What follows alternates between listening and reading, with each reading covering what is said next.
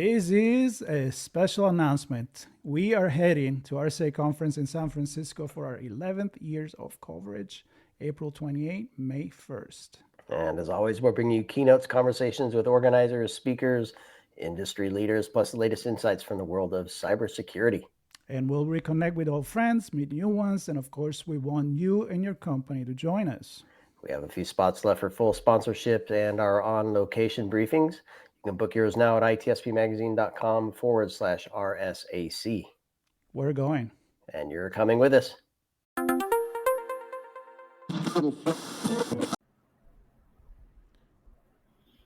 Hello, everybody. This is Marco Ciappelli. I am back on Audio Signals podcast after a little bit of traveling and taking care of my other podcast, which is all about society and technology. But as you all know, my passion beside work, it's storytelling. And that's why I have Audio Signal podcast, where we talk about storytelling, storytellers, and the stories that they write. And the way I like to start is always with the question, who is the storyteller that we're talking to? If you're watching the video, you already see it there. Sam Foster, welcome to the show. And if you're listening, here it is. Sam, how are you doing today? Good morning, Marco. Thank you for having me on. I'm grateful. Oh, I love it. And you know what I love? I love that we're here with technology, talking to each other on a streaming platform, recording platform. And we are about, depending on traffic, I would say 40 minutes to an hour and a half because it's LA and that happened. So you're down in the South Bay in LA, I'm in the Valley, and well, maybe hopefully after this we'll get to get a coffee together and I'd like that and get to know each other, maybe down at the beach. But before we do that, I think you used to live in my part of the world. Maybe I can get you down to the beach for that cup of coffee. Yeah, it's not the first time that I mentioned that. That's where I spent most of my time in LA, Hermosa Beach, and you're just next to it.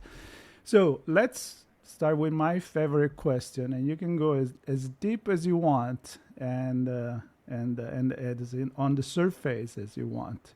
Who is Sam Foster? Sam Foster is a man who grew up in a 19th century world in the Midwest.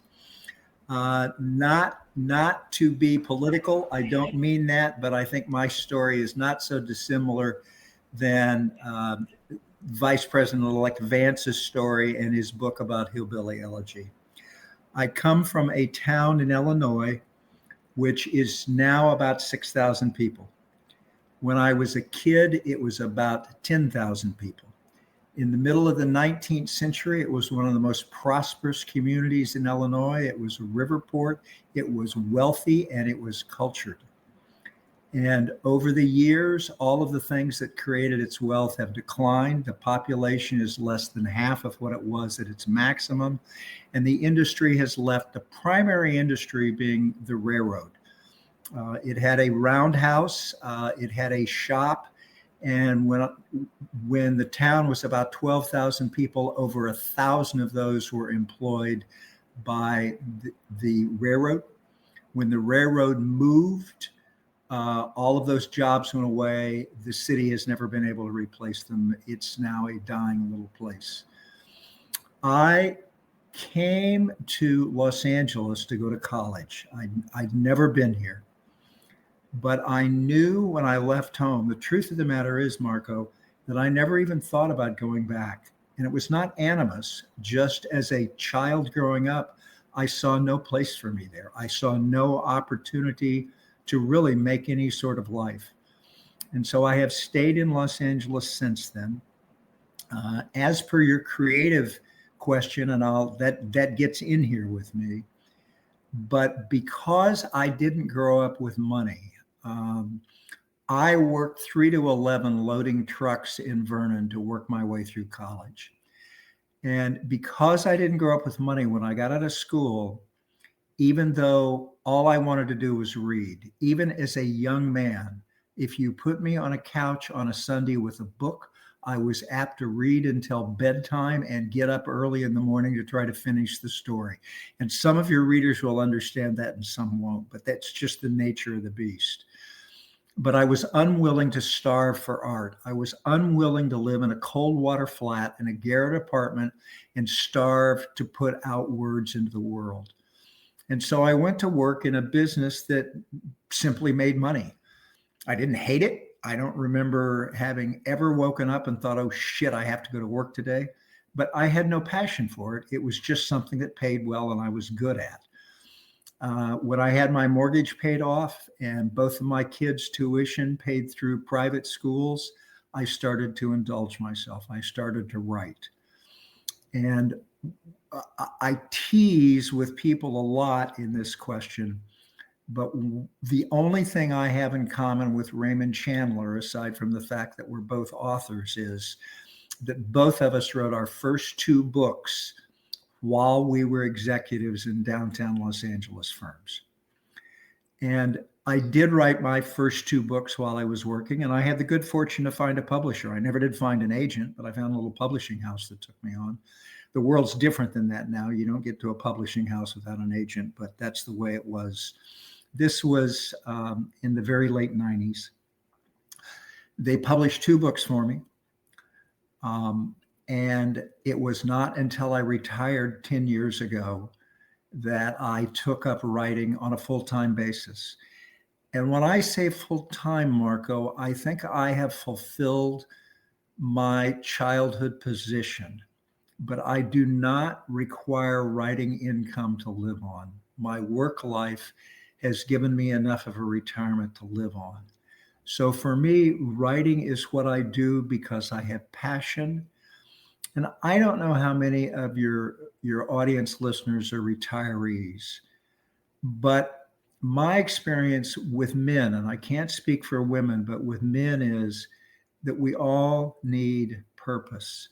I think women are perhaps a little more balanced than we. My sense is that women can go through life being content and happy with the routine of the day they put in front of them.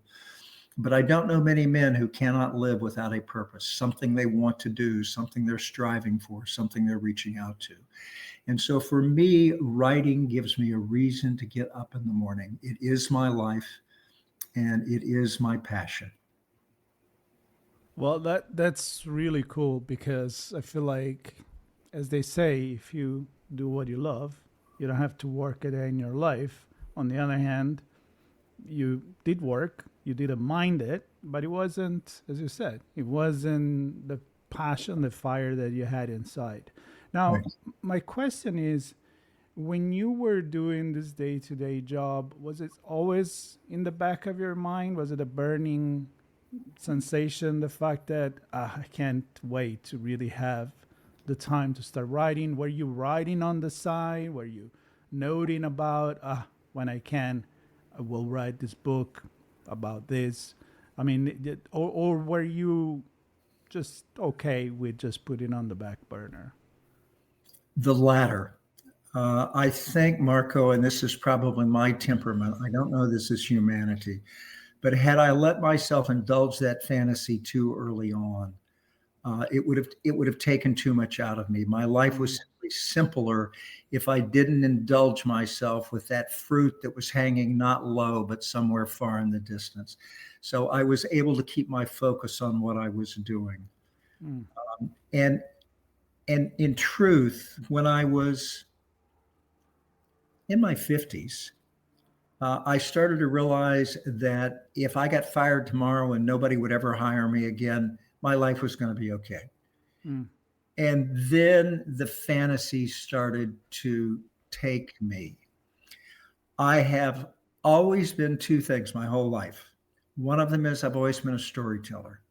My conversation, if you and I were to meet in a bar or you and I were to meet for a cup of coffee, I would mostly listen to you, because when you ask me a question that you wanted me to answer, it would take me 5 minutes to answer. I was going to tell you a story, not going to give you a short answer. That's always been one affirming aspect of my personality throughout. And the other one was that I've always written well. A lot of young men at work would come to me and ask me if I would read this memo that they were putting out. Mm. My answer to them always became the same. I will read it if you want me to, but don't ask me my opinion unless you want it, because if you want it, I'm going to give it to you. And so I sort of became the editor in the office. So I guess I've always had those two things that were fundamental aspects of my personality, but I didn't want to indulge them when I had to focus on doing other things. But Do you think, I'm going to pause you there, because sure. do you think there is a big difference, and it could, maybe it's common from based on your experience and the people you were working with, between having a good story to tell and knowing how to tell it, now knowing how to put it in word, now know how to put it in writing? There's You a know huge, where I'm going? I do exactly, Marco. And there's a huge difference. How many people do you and I know, does everybody who's listening to this know, that talk too much and they bore you? They don't know how, they've got something to weave, but they don't know how to weave it. And so, yes, I think there's a very big difference of that. And I think in my case, I think my education came from reading. I think I have read fiction my whole life. Yeah. The summer I was 15 years old, I grabbed Michener's Hawaii, 900 pages, terrifying. I'd never tried anything that big in my life. And I spent most of the summer reading, laying on the couch, just fascinated with the way Michener could put words together and tell that story. So I think my skill as a storyteller comes from reading. I don't think my skill as a writer comes from my ability to tell stories. But they go together. I mean, I if you read many quotation, many stories from famous writer, what they usually tell you is you have to read a lot. If you, in order to create your own style, and in order to kind of get inspiration as well. Like many people think like, oh, I like this writer, and I want to write like that person. I don't think that usually happen if you have the writing inside yourself, but you do get inspired. It's like being a musician. You can listen to some music, a riff gets in your head, but then you make it your own. I'm not musical in any way, but the metaphor works for me, Marco. I mean, it seems to make sense to me, even though I don't emotionalize what you just said, the latter part, at least. Yeah. Got it. But the writing, obviously, that works. Now, tell me about writing about what you know, because I know that your stories, they're based in the Midwest. You told me that you come from the Midwest. Is there like an experience that about your life that then you put in your fiction as well, or what is it you write about? Yes to all three questions that you asked. The first book I ever wrote, and again, I will remind you that I said the first two books I wrote while I was working. The first one I ever wrote was called Alpha Male, A Tale of the Battle of Commerce. And it was about a financial hustle in my own business. Now, I don't mean that hustle existed. I made up the hustle, but I knew the business. I was opening a world for people that didn't know commercial real estate to see how that world functioned, but doing it in a way that they liked the story. And interestingly, Marco, that particular book, is still in print, and it came out in 2001. And every commercial real estate person in the country has read the damn thing. I have been in meetings one time in Florida. I'm an LA guy. I don't know anybody in Florida. I'm at this business meeting where we're all wearing name tags, and I see some guy walking straight. I mean, he's making a beeline for me right across the floor. And I don't know who he is. I wait to read his name tag. I still don't know who he is. And he stuck his hand out and he said, "Loved your book." But it never broke out of that market. So it became clear to me that I wasn't telling the story well enough that people who didn't already understand the marketplace in which it occurred could appreciate the story. So it was a book about my own world, but I wasn't doing a great job of conveying it. My second book was also a book that I knew intimately. My second book was about the Marine Corps, and I'm a Marine. As you may know, the motto of the Marine Corps is Semper Fidelis, always faithful. The title of the book is Non Semper Fidelis, which doesn't say never faithful. That translation is not always faithful. And it was about my experience in the Marine Corps. Marco, there's not a shot fired in anger in the whole book. The whole thing is stateside. But when Dr. Martin Luther King Jr. was killed, I was in a Marine Corps battalion that had race riots.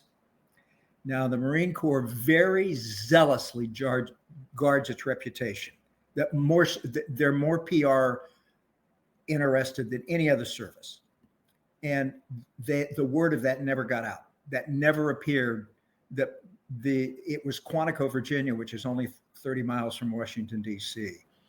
And that story never got in the Washington Post. They didn't know it happened. And so I thought it was an interesting story to tell. But again, it was a world that I had lived. And so you're absolutely right. I found it much easier to tell stories about things that I understood intimately than to tell stories about things that I had to learn to tell the story. And it was not until my third book, which I wrote when I had nothing but time, I was retired, I was away, I had time, where I reached into a world that I didn't know to write it.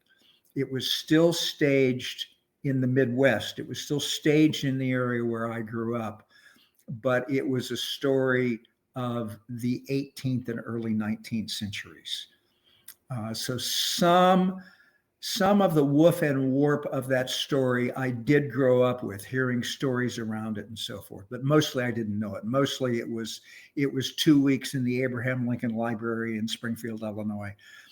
That was the first time I learned to sort of reach out for myself. But my first stories were exactly as you described them. They were of my own experience. Is that on the third book, which is also a trilogy, that you step into more of a fiction world? Like, yes. I'm understanding is historical fiction, which is something I want to talk about before we get into your present book, which is there's always that line when I talk to people that do write historical fiction, where do you draw a line between the reality and the fiction, the nonfiction and the fiction world? How do you get in between and make the story interesting and real, but also bringing people in a world that may not ever existed? I have a rule that I self-impose. Can you on share exactly that, on exactly what you just said. And not all historic fiction writers agree with me, and not all historic fiction readers agree with me. But my view is that as an author of fiction, and it is fiction, I don't owe obedience to individual facts. But what I do owe absolute obedience to is the arc of history. I'm not writing an alternate history. Right. If I'm going to write what happened if the South had actually won the Battle of Gettysburg, I'm going to label it alternate history. I'm not going to make it historical fiction, right? So I never change outcomes. Well, I shouldn't say never. I did one time. I could not resist putting Jefferson Davis and Abraham Lincoln in the same room when they were young men.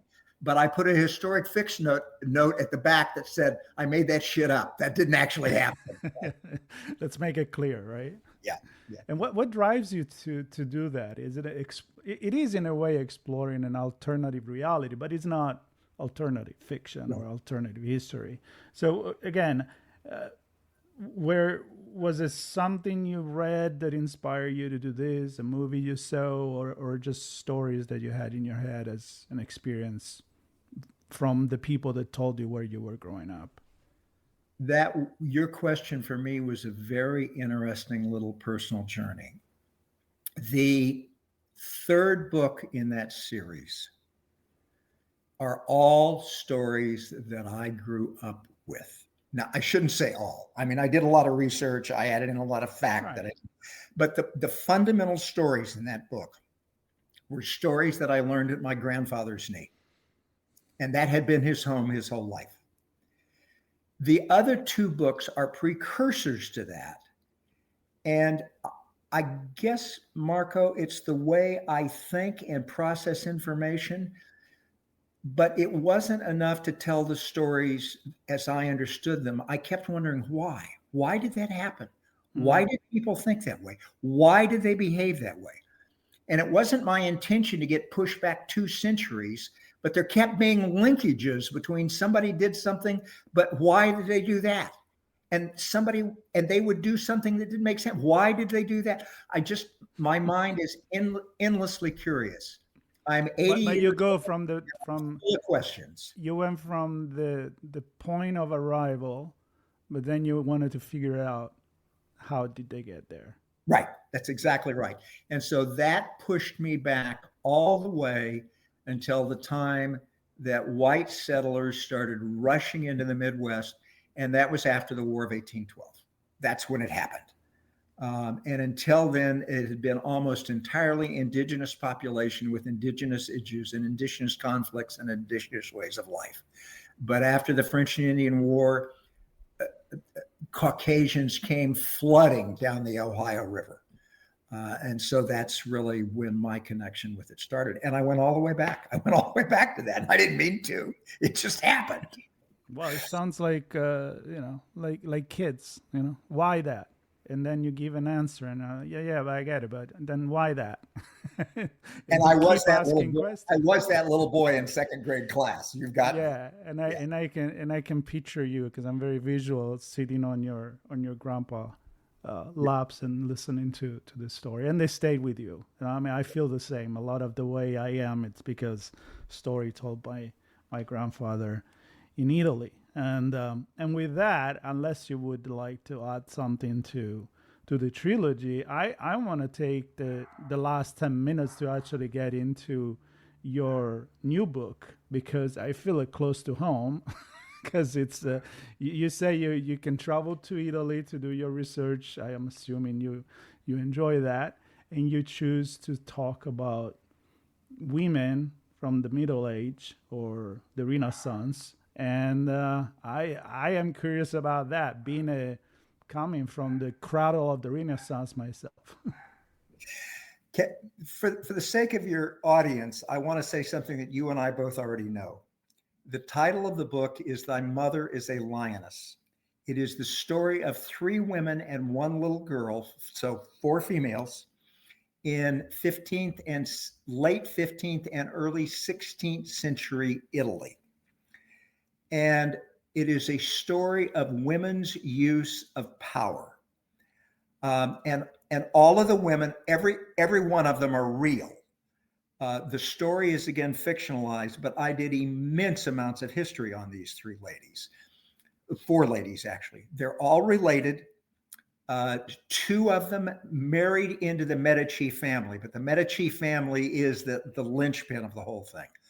2 of them married into the Medici family, and the other one, a little girl who grew up in France and lived her life in France, but her mother was Catherine de Medici, and so she learned all these stories at mama's knee, just like I learned my stories. And I'll tell you the way I got fascinated with them, and they came to my attention.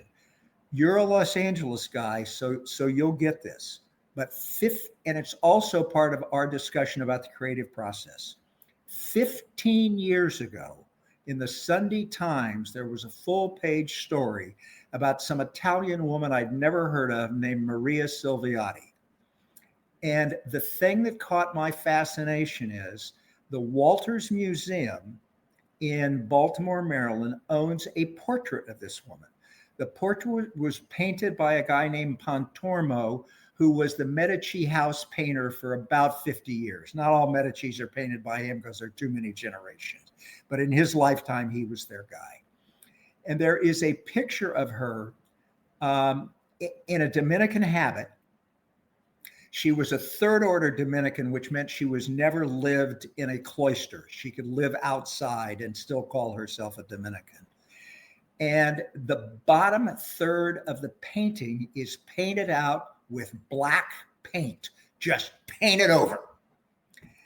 And Nobody knew what was under there, and the paint was so thick they were afraid to try to take it off. They were afraid they'd ruin what was under there. And it was not until 1937 when fluoroscopy became a science that somebody was able to look under that black paint and see what was there. And what was under there was a little 7 or 8-year-old girl who clearly had Negroid features, clearly mixed breed Negroid features. And Maria Salviati, the Salviati family, and now I'm going to talk Italian history that only Marco knows, but they were part of the Pazzi conspiracy. They got killed afterwards because they tried to kill off the Medici. And to try to make nice, Cosimo de' Medici married one of his daughters into the Salviati family to say, come on, we don't need to do this. You know, we're not going to have street warfare between your sons and mine. And what the heck is she doing with this protective glare, looking straight at the camera, if you will, protecting this little girl, saying, don't you touch her. Mm. And that was 400 years ago. And originally nobody knew why. And when they backtracked on the history, they found out why. And that story sat in the back of my mind for 15 years and just percolated, Marco, percolated slowly. It would go away. It would come back. I would ask why. And I wanted to know, it's back to the question we had about creativity. Why? Why, teacher? Why, teacher? I don't know if you've ever heard that Louis C.K. bit on his daughter saying why. It's one of the funniest things you've ever heard. But that was me. Why, teacher? Why, teacher? And I couldn't get rid of it. So I started reading and I started finding out. And what I came to understand was that there were 3 women over 3 generations in the Medici family that were tough as nails in a man's world. And Maria Salviati in particular used gentleness to get her way, but she got her way. And she was a Medici, she was a Florentine, she was all political, and she was a conniving bitch who wanted what she wanted, but she knew the best way to get it was to put on that habit, smile, and go through life with everybody thinking she was as sweet as could be. And it just became a story. I don't need to say anything about Catherine de' Medici. Everybody's got their own opinions, knows what her life was. But the other woman in the story is a woman named Caterina Forza. And the Forzas ran Milan for 4 generations. And Forza was not originally their name until one of the ancestors killed the Duke of Milan and took it over. Forza, you probably know the Italian translation. It's simply forceful. And they took that name because they were forceful. Interestingly, both of these families, whether they were martial or whether they were political, treated their young women the same way they treated their sons. That is to say, these women were educated. Multiple languages, they understood politics, they understood everything that was going on in the world. They knew how to play, they were taught how to play, they were taught what the rules were, they were taught how to break the rules. The Forzas were a little different because the Forzas, in addition to all of those skills that they taught their women, the Forzas also taught their women to be warriors. But when I say warriors, I mean both leading armies and skill of individual arms. And Caterina Forza, you may know her story, but she controlled 2 of the old papal estates. And Pope Borgias, one of the Borgia popes, the first one, set out to get them back. And she literally went to war with them and trained and led her own armies. And she also married into the Medici family. So you've got this succession of wonderfully powerful women in a terribly male-dominated world using multiple different kinds of tools to get where they wanted to go, to get what they wanted. And that story just fascinated me. Mm. And so it percolated in there for forever. And when I finally decided to get out of my comfort zone and write about something that I didn't instinctively know about, that I had to do all the research on, I decided that was going to be the one. Sounded to me that you're always driven by that question, why, right? And which makes you research, because trust me, my dad is from Florence, Florence. He has more books about the Medici in his house that he could honestly be the National Library. He knows a lot about it. I He's love one your of father automatically, don't I, Marco? he's he's 87, just turned 87, and that's what all he reads about. He don't touch Florence to him and the history. And sometimes they criticize me because like, you don't know these things, and I'm like, no, I know other things. It's like to each his own. But my point is, go ahead. I was going to say your daddy might hate my story because the whole world's take and all of those books your father's got, Maria Salviati is angelic, but her son Cosimo, as you may know, of the two Cosimos, he was the most powerful. He actually became the Duke of Tuscany, not just Florence. Mm-hmm. The Grand Duke, right? And he was brutal, as you may know. He took over Florence at age 17.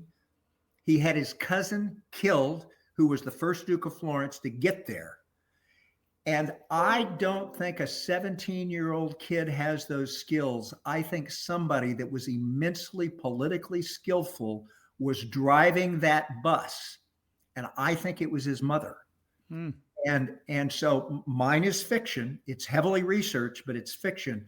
But your dad is probably going to say, Marco, give me that man's address. I'm going to get you out. But one thing I have to say is that there is a process, I think, more and more lately all over the world, but for what I know from my dad too, is of, history is being rewritten, right? There are things now that we didn't know that were presented in a certain way, but then we find out that the dynamics were not what they looked to be or how they were portrayed.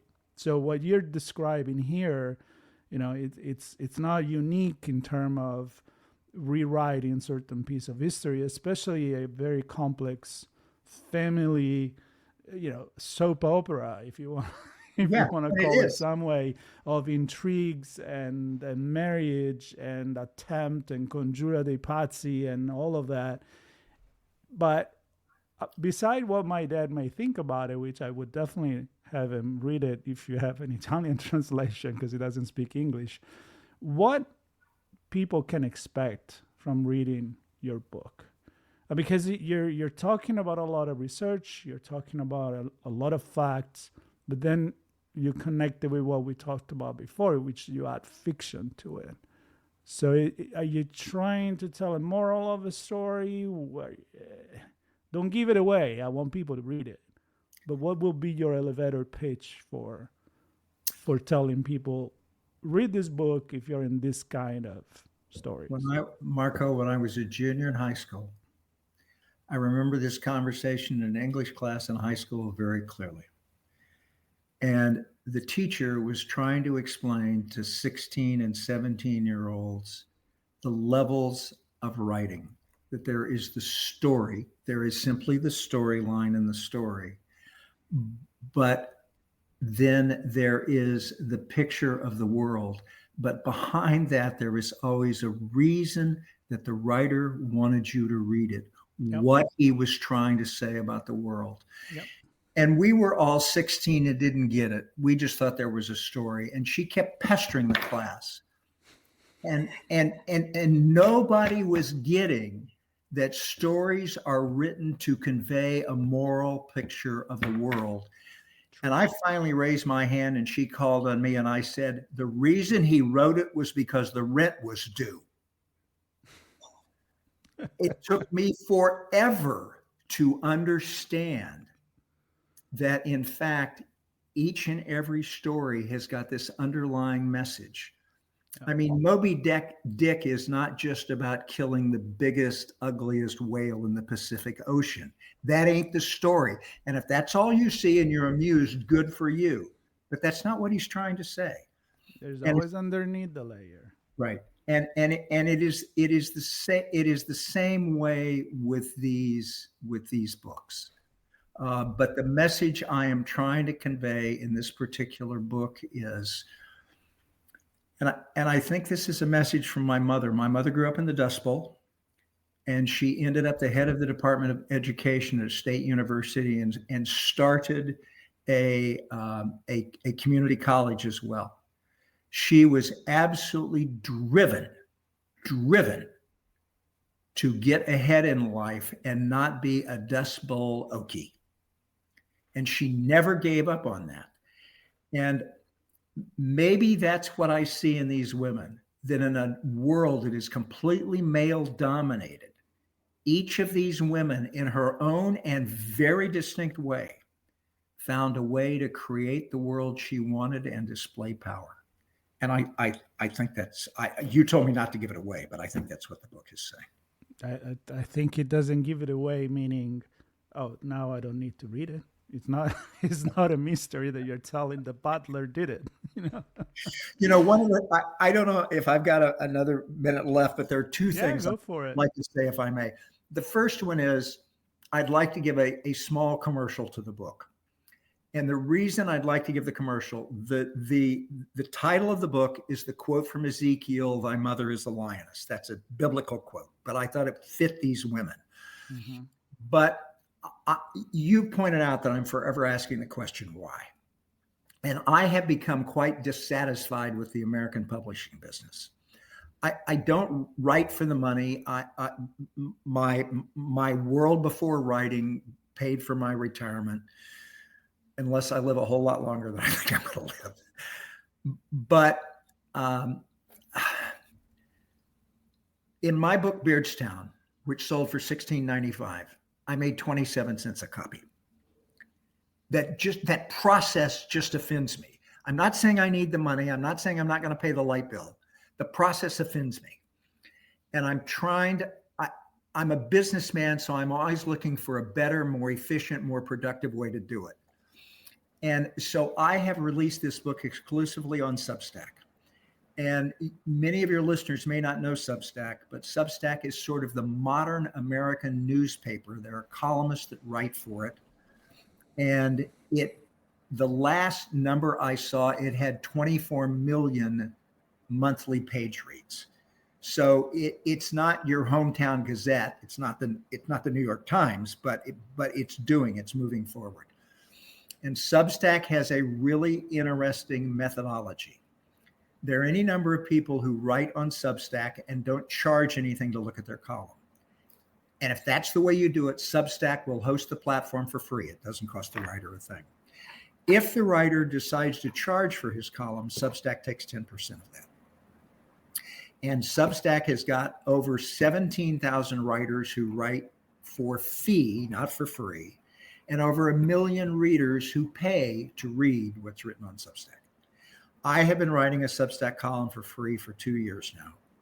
And I decided that I would try to release Mother on Substack for fee. Substack is also very interesting in that the minimum payment they will accept is $5. That's set by Substack. But after that, the author can set his own price. And Substack will, however, when you go in, say, what do you want to pay? And you have to pay at least the minimum that the author asked, but they allow people to say, this is more worthy than that to me. So Substack's minimum is $5. My minimum is $5, but pay me what you will. And even if the book doesn't sell, I told one of my friends, there is no dignity in 27 cents. There is more dignity in gratis than there is in 27 cents. So I'm trying this on Substack. I don't know if it's going to work or not, but it's been released. It started the 10th of November. It just came out. Every new subscriber gets all the previously posted chapters. I send them to them by email, so it's not like you're hopping in on chapter 13 and don't know what happened. Right. I am just trying a different and more contemporary way to do it. Well, I love that. I mean, as you know, my other real job, it's talking about technology and creating podcasts, but my past life also is branding and advertising. So I understand all of this, and I understand how social media have changed the music industry, the writing, all the arts, really, photography. We're not getting into generative AI now. We don't have time for that. But definitely, it kind of, to me, says creativity is still a human endeavor. It's what I believe still make us completely different from technology, real creative emotions, make a close generative AI, but the instrument that we have to play with, the tools, have definitely changed. And we can stay there and cry that people don't buy album anymore, or people don't buy book anymore, or the industry it's ruining it for the writers that get pennies. But I appreciate people like you, and I know others, that they try to move on with this technology and take some different path. And I hope this works. I know people that are on Substack, and they get a pretty good amount of money, and either you do it for the money or not. And that's what I say for you and for any other writer, is that we need to recognize the art, not just when you pay $6 million for a banana on a tape and then you eat it, but for people that actually write something. They put their time, they write a music, take photography, paint, whatever. I think art needs to be valued and needs to be paid for. The fact that it's on the internet doesn't mean it's free. It means that we didn't do anything. I mean, I give my podcast for free, but then I look for sponsors. I need to make money somehow. There is different methods to do that. So I invite people to give it a go, and I think the $5 minimum or more to read a good book, it's a good thing. And also because the money goes to you instead of to another middleman, another middleman, and another middleman. So that's my support to what you're doing. And the economics of Substack interests me because it's cheaper for the reader than conventional methodologies. Yep. And the creator makes more than with conventional technologies. Yep. It's just what you said. All those middle people are cut out. Yep. Straight. You don't need to spend money in printing books and papers and all of that. So technology is there, and I appreciate the fact that you're using that, and paradoxically, you're presenting historic books, but you use modern technology to do that. So, that had never occurred to me until you just said it, Marco. Well, and this is the last thing I said, and then we'll call it off, and maybe you come back another time, because I really enjoyed this conversation with you. But I was in Australia, Melbourne, and right at the convention where I was covering this conference, there was a Leonardo da Vinci immersive museum experience. Like they did it in Van Gogh here in LA, and so I'm like, oh, perfect, Leonardo da Vinci. Maybe I'll go see it. I ended up not having the time for that, but even that idea to take all the paintings, put it in a way that you experience in virtual reality, you immerse yourself in it. I mean, I love to go to the Uffizi, don't get me wrong. I like to sit in front of a painting, but I appreciate different experience. I understand the Uffizi has changed dramatically, but the one time I was there, the display was just awful. They had more beautiful portraits than you've ever seen, and they were all just slapped up on the wall 6 deep. How long ago was that? 15 years ago. And I understand. Give it another go. It changed quite a bit. It definitely makes some big improvement. All right. I'm going to call it off. We're at 43 minutes. Sam, I really enjoyed this conversation. I love what you're doing. I invite everybody to check the links in the podcast. you will share it with me, and I will put it there so people can get in touch with you, visit your website, and if you're interested to, of course, read your book and participate in your Substack channel. And for everybody, subscribe. I hope we're sharing good stories worth your time to listen and get inspired to either write or tell story or listen to story, because we need both, right? We need those that tells the story. We need those that love to read the stories. We need both. So Sam, thank you so much. Really Thanks. appreciate it. Thanks for having me, Marco. It was a delight. When you're in the South Bay, I'm buying the coffee. Oh yeah, that's on the calendar. We'll do Okay. that. Good Sure. man. Take Thank care, you. everybody. Thank you for listening.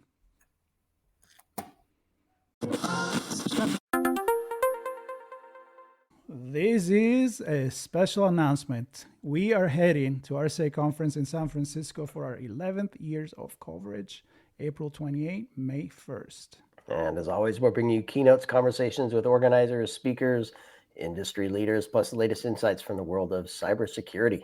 And we'll reconnect with old friends, meet new ones, and of course, we want you and your company to join us. We have a few spots left for full sponsorship and our on-location briefings. You can book yours now at itspmagazine.com/RSAC. We're going. And you're coming with us.